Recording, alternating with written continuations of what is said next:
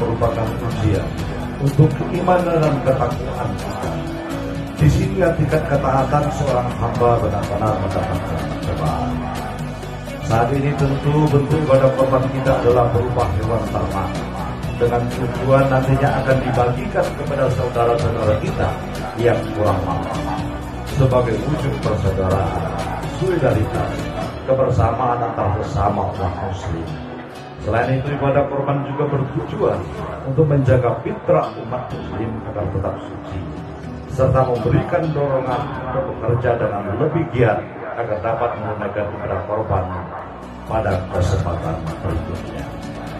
Selamat menunaikan ibadah sholat Idul Adha 1443 Hijriah. Mudah-mudahan apa yang kita lakukan hari ini, termasuk semangat berkorban, menjadi nilai ibadah bagi kita semua di sisi Allah SWT. Selamat Idul Adha, minal aidin wal faizin, mohon maaf lahir dan batin. Assalamualaikum warahmatullahi wabarakatuh.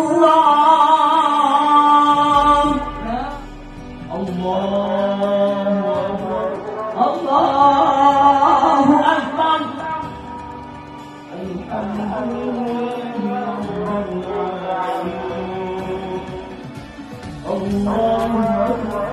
Allahu Akbar.